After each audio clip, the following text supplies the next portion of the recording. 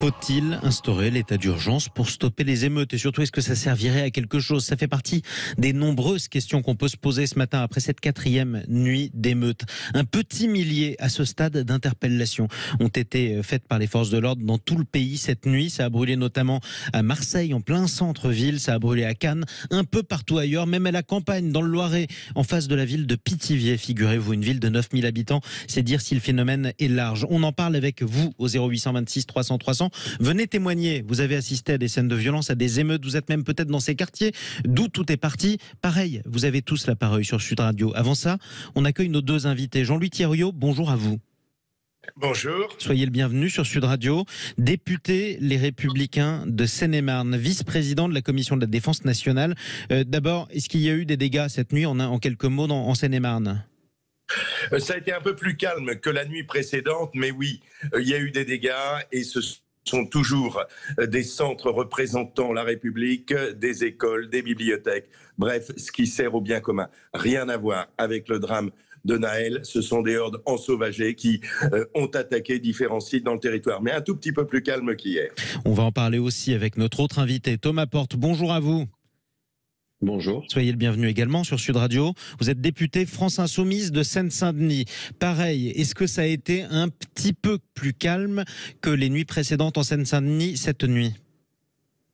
Oui, ça a été. Ça dépend des endroits, mais en tout cas dans ma circonscription, la 3e de Seine-Saint-Denis, ça a été beaucoup plus calme hier soir. C'est déjà ça. On va voir quelles solutions apporter, comment mettre un terme à ces violences, que faire après, que faire pendant même. Mais avant ça, témoignage 0826 300 300. Je le disais, malheureusement, et si j'ose dire, ça a bardé un petit peu partout cette nuit dans le pays. On part d'abord à Toulouse, dans la Haute-Garonne, où on retrouve Richard. Bonjour à vous, mon cher Richard. Bonjour à vous. Est-ce que tout va bien d'abord chez vous ?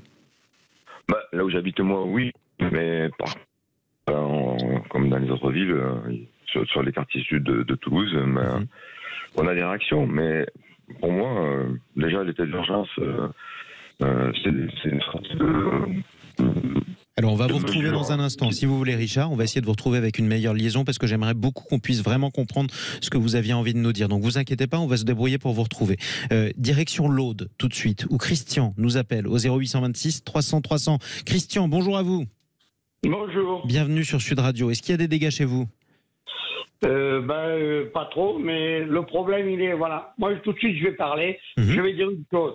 Les responsables, ce sont les parents. Oui. Parce que des gamins de 12 à 14 ans, moi j'en ai élevé 2. Je peux vous assurer qu'ils n'ont jamais traîné dans la rue.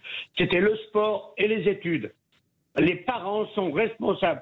L'histoire de faire un couvre-feu, je suis d'accord, ça ne me dérange pas. Je suis de la guerre, moi de la dernière. Mais si les parents étaient un peu plus responsables avec les enfants, ce serait certainement mieux. Des gamins de 12 ans n'ont pas à être dans la rue pour mettre le feu. Les flics, on dit, moi j'ai des copains flics, gendarmes et flics. Pourquoi c'est eux qui prennent toujours dans la tête? Le petit jeune là, il a un CV long comme le bras, à 17 ans, une 421 chevaux, sans assurance, sans rien, et il s'en va, il a protégé. Et moi je suis contre la justice, parce que c'est pas normal. Un flic, on le tue, c'est normal. Un voyou, on le tue, alors là, c'est la prison. Oui, on va décorer les voyous maintenant parce qu'ils tuent un flic. Alors on a bien compris votre colère parce que vous êtes nombreux, mon cher Christian, à être en colère en ce moment. Cela dit, mon cher Christian, si vous m'écoutez, quoi qu'il en soit, on n'est pas là pour appeler à la mort de qui que ce soit, et ça c'est important de le rappeler, quel que soit le CV des uns et des autres. Et quoi qu'il ait pu se passer, malheureusement, parce qu'on en est là. Cela étant dit, on a bien compris votre colère, Christian. Elle est partagée par beaucoup de Français en ce moment. Thomas Porte, les parents, on en a parlé. Le président de la République, hier, en a parlé aussi, appelant les parents à la responsabilité. Qu'est-ce qu'on dit à des parents dont un enfant de 14 ans, c'est ce que disait un policier de Marseille ce matin, traîne dans la rue à 3 heures du matin pour aller brûler une boutique, voire la piller? Qu'est-ce qu'on dit à ces parents-là, Thomas Porte?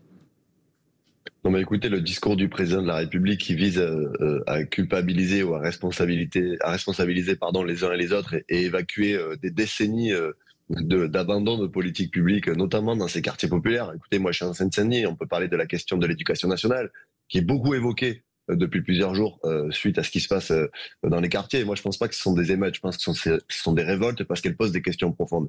Je donne un exemple. On parle de l'éducation nationale, du rôle aujourd'hui de l'éducation nationale en Seine-Saint-Denis, par le manque d'enseignants. Un enfant de Seine-Saint-Denis, par rapport aux autres départements de France, il perd 1 an sur l'ensemble de sa scolarité.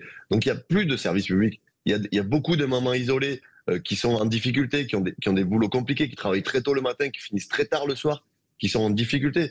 Donc on ne peut pas jeter l'opprobre sur ces gens-là en disant c'est la faute des parents. Et quand j'entends le président de la République, excusez-moi, qui dit ce sont les jeux vidéo. Le jeu vidéo le plus vendu en France, c'est FIFA. Donc ça n'a rien à voir avec ce qui est en train de se passer. Donc la réponse, elle doit être politique. Elle ne doit pas être celle de montrer du doigt des gens en disant c'est votre responsabilité. Donc on ne dit rien aux parents.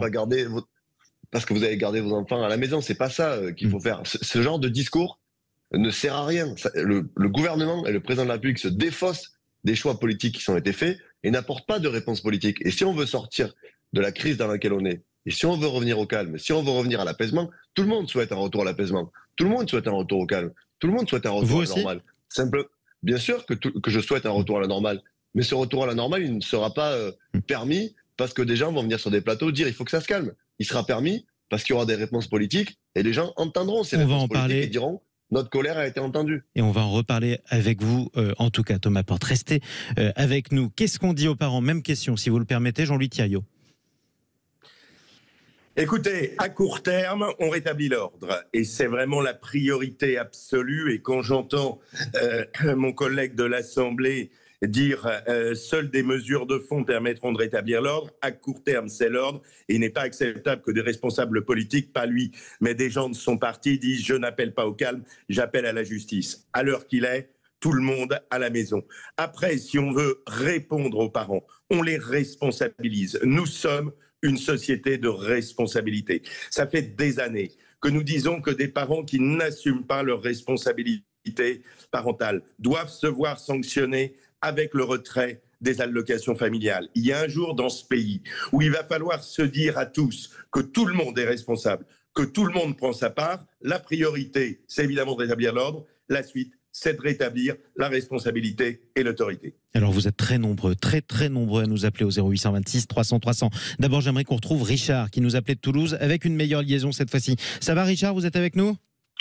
Oui, je vous écoute, j'espère que ça passe. Mais on va essayer aussi, quoi qu'il en soit. Bon, pas de dégâts trop chez vous. Vous disiez que c'était plutôt dans les quartiers sud, plutôt vers le Mirail, les quartiers sud de Toulouse. C'est là où on a laissé. Et qu'est-ce qu'on dit ? On a laissé des gens pour compte depuis des années, quoi. On est en train de récolter, on va dire, ce qu'on a semé. Je pense que c'est ça, les gens qui travaillent dans le social ou dans la police, ils savent très bien que c'est quelque chose on a abandonné ces quartiers, en fait, à une économie, l'économie qu'aux dealers, à une partie du social. Donc aujourd'hui, qu'est-ce qu'on propose comme projet à ces jeunes?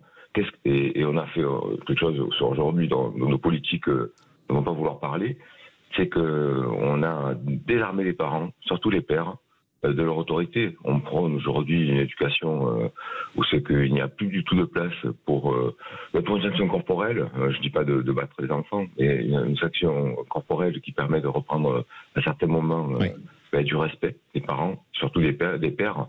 Et je crois que remettre du devoir là-dessus, c'est là que ça va se passer. Mais il faut des projets. Sans projet, on va pouvoir mettre les seigneurs et remettre la pierre dessus, peut-être avec l'état d'urgence, mais ça ne pose pas des problèmes, ni la responsabilité de ceux qui ont, on va dire, libéré, on va dire, la police de certaines responsabilités aussi, et qui entraînent ce type d'incident. Moi, je pense que les tirs qui n'ont pas fait de mort il y a peu de temps, il y a un jugement qui a eu lieu il y a très peu de temps, en plus pour des jeunes qui n'avaient rien à se reprocher.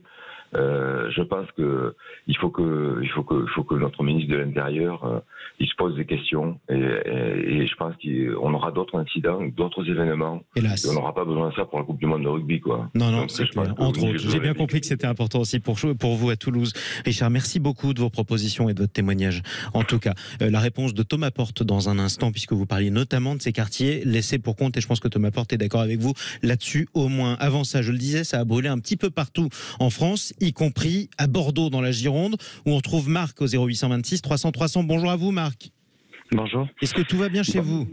Alors, moi ça va là où je suis, mais effectivement, surtout la nuit du jeudi au vendredi, j'ai commencé à sentir vers 2h du matin des fumées. Et effectivement, c'était des feux qui avaient été allumés. Moi, je suis au sud bordelais et c'était dans le nord bordelais et centre bordelais. Voilà. Après, j'ai découvert la raison parce que je n'étais même pas au courant de ça. Et j'ai été juste... alors, je rejoins la personne avant qui disait que ces quartiers, hélas, ont été abandonnés, mais même par les pouvoirs publics, puisqu'il n'y a plus d'éducateurs, il n'y a plus... On parle de la responsabilité des parents. J'aimerais bien que les gens qui disent ça vivent et grandissent dans ces quartiers pour savoir avec quelle violence 2-3 individus peuvent faire leur loi. C'est terrible. Donc les parents, on leur met tout sur le dos. Il n'y a pas que les parents. Il y a aussi malheureusement un abandon des pouvoirs publics, de tout ce qui est éducateur. On a enlevé toutes les maisons d'éducation, la police de proximité, à cause tout simplement, toujours la même chose, d'un manque de moyens financiers. On enlève les polices de proximité. Ça fait longtemps, voilà. Mais j'ai bien compris ce que vous disiez. En tout cas, vous avez une dernière chose importante. J'ai été choqué. Je comprends et je partage la douleur de cette maman et son deuil. Mais j'ai été choqué de voir cette marche blanche avec, pas qu'elle y soit, mais le mouvement qui a été repris. Et j'aimerais bien que cette dame, si elle en a encore la force, appelle au calme. Parce que très honnêtement, elle a été, je pense, dépassée par les événements de gens, j'ai bien vu autour, qui ont repris... Notamment le comité Adama qui l'a entraîné tout de suite. À mort les policiers, etc. Enfin, bon, bref. Ces gens-là ont le droit d'expression, certes, mais ils se sont servis de... Je pense que c'est la coupe qui a fait déborder le vase.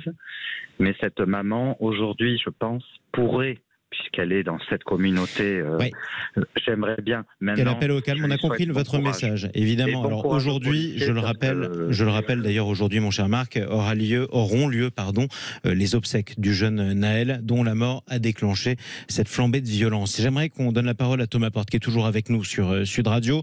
Ils sont plusieurs, nos auditeurs, à le dire. On manque de moyens, parfois de services publics dans ces quartiers. Sauf que, Thomas Porte aussi, vous parliez d'un manque de professeurs. Mais parfois, les écoles, tout simplement, les écoles, elles brûlent. Et on les brûle aujourd'hui dans ces quartiers-là, Thomas Porte. Oui, effectivement, et personne ne se satisfait du fait que des écoles sont brûlées. D'ailleurs, Jean-Luc Mélenchon l'a rappelé de manière très claire hier en disant que il fallait pas brûler des écoles. Mais ce qui est exprimé au travers de ce mouvement qui est en train de se passer, c'est véritablement l'exigence de réponse. Vos auditeurs l'ont très bien rappelé. Des décennies que des politiques publiques ont abandonné les quartiers populaires. Et ce qui s'est passé avec la mort de Naël, c'est aussi que tous les jeunes de ces quartiers-là, ils se sont dit, ça aurait pu être moi, ça aurait pu être un copain à moi. Et ils se sont dit, juste après que les policiers aient menti en disant il a tenté de me tuer, et heureusement qu'il y avait la vidéo, ils se sont dit combien d'affaires de violences policières n'ont pas été résolues et les policiers ont été couverts parce qu'il n'y avait pas de vidéo. Donc tout ça a explosé.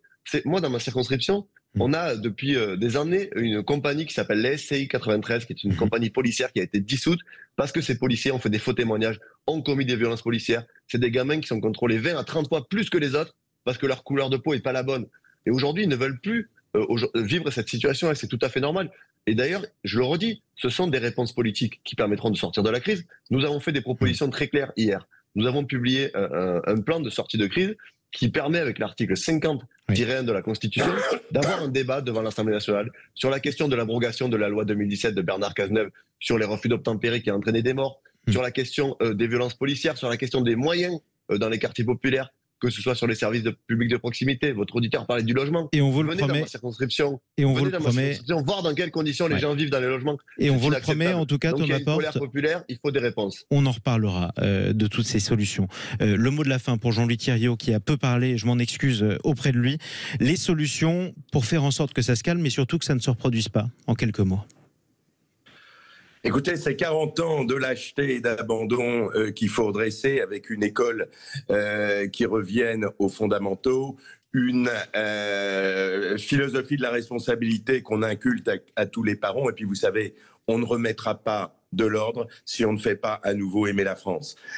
Et puis, je finirai par ça, responsabilité des hommes politiques. Il n'est pas possible d'entendre des partis politiques parler de manière récurrente de violences policières ou des syndicats comme le syndicat de la magistrature qui dit ça n'est pas à la justice d'apaiser une révolte. Le rôle de la justice c'est de faire respecter la loi et pas de faire de la politique. On en reparlera aussi. Merci à tous les deux, Jean-Louis Thiaillot et Thomas Porte, d'être intervenus ce matin sur Sud Radio. Merci à vous tous qui nous avez appelés. Nos excuses à tous ceux qui n'ont pas pu intervenir, comme Geneviève qui nous demandait d'arrêter de fustiger l'éducation nationale. Débat de société intense sur Sud Radio qui va se poursuivre évidemment dans quelques minutes. Direction cette fois-ci les Yvelines. Qu'est-ce qui s'est passé cette nuit à Mantes-la-Jolie? On fera le point avec le maire. À tout de suite sur Sud Radio.